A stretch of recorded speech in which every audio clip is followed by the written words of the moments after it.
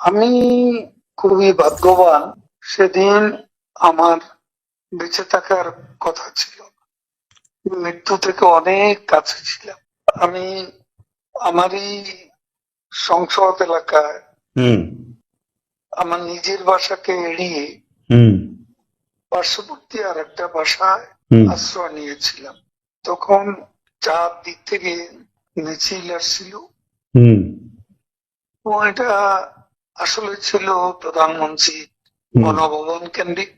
হুম এবং এটা আমরা অবাক হলাম যে সংসদ এলাকাতেও এটা ছড়িয়ে পড়ে হুম এবং একটা লুটপাটের হুম যে লুম্পেন স্টাইলের হুম কতগুলো ঘটনা ঘটে হুম এবং সেখানে বিভিন্ন ধরনের লোক হুম আসে এবং এদের এদের মধ্যে বেশিরভাগই হুম মনে হয়েছে এটা কোনো রাজনৈতিক অভ্যুত্থান, হুম এটা লুটপাটের অভ্যুত্থান।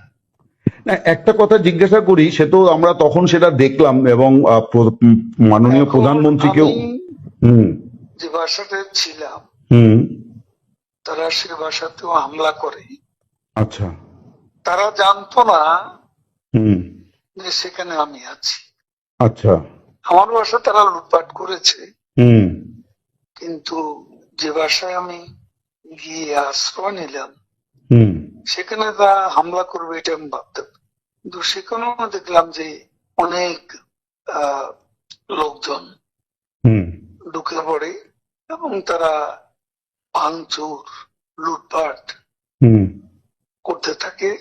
হুম আমি আমার স্ত্রী সহ আমরা বাথরুমে ঢুকিয়ে যাই, অনেকক্ষণ ছিলাম, প্রায় 5 ঘন্টা। হুম হুম তারপর একটা পর্যায়ে এরা তো ওই বাথরুমের ভিতর সেখানেও কমোড হুম বেসিন হুম এগুলো তো লুটপাট করেছে সব জায়গায়। সেগুলোর লোভে প্রথমত তাদেরকে আমার ওয়াইফ সেই বাথরুমের মুখে দাঁড়িয়ে হুম বারবার বলছিল যে আমি অসুস্থ, হুম এ কথা বলে তাদের ফিরিয়ে দিচ্ছে। হুম তো একটা পর্যায়ে তারা এই বাথরুমে যেগুলো আছে হুম সেগুলো লুট করার জন্য জোরা জোরপূর্বক হুম প্রবাসীর হুমকি দেয়। তো সে সময় আমার ওয়াইফ জিজ্ঞেস করে যে কি করবো, হুম খুলে দাও যা হবে। তারপরে সাত আট সাত আট জন ছেলে ঢুকলো, তার খুবই আক্রমণাত্মক দৃষ্টিভঙ্গি হুম মনোভঙ্গি নিয়ে।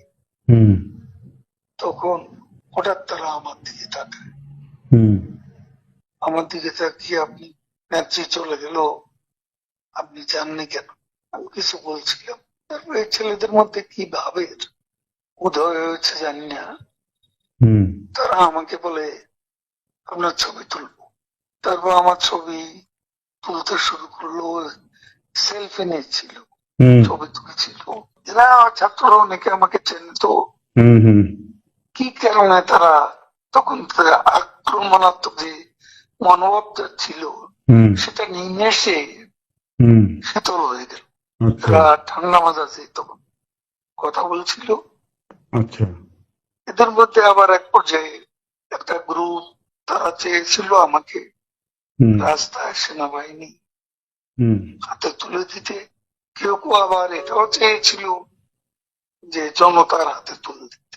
হুম এটা অবশ্যই তখন একটা মানসিক ভাবে হুম ভেতরে ভেতরে হুম ভেঙে পড়েছিলাম। হুম এরপর এরা এদের একটা শার্ট, এদের ওই ব্যাজ, হুম লাল হুম পতাকা শোভিত হুম ব্যাজ লাগিয়ে আবার কালো একটা আহ, মুখে একটা মাস্ক হুম দিয়ে আমাকে আহ, হাঁটতে হাঁটতে হুম সংসদ এলাকা থেকে হুম বড় রাস্তা গণভবন অভিমুখী হুম রাস্তা ওখানে নিয়ে যায়। আচ্ছা। ওখানে নিয়ে হঠাৎ করে কোত্থেকে একটা উম, একটা ট্যাক্সি আসে, হুম একটা ইজি বাইক। হুম সেটা খালি ছিল, হুম ওখানে কোনো গাড়ি ঘোড়া কিছু ছিল না। হুম ওটা হঠাৎ করে কেন যেন এসে পড়ল। হুম হয়তো আমার ভাগ্য। এরা দুজনে আমাকে নিয়ে, আমার ওয়াইফকে নিয়ে ওটাতে উঠলো আর বলতে লাগলো, ওতে তো অসংখ্য মানুষ, হুম চেক আপ সব জায়গায়।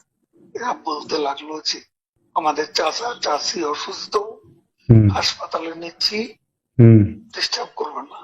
হুম এই করে করে নিয়ে গেল একটা অনেক দূরে একটা জায়গায়। তো এটা হলো, ভাবতেও পারিনি ওরা যখন বাথরুমে ঢুকলো যে বেঁচে হুম থাকে।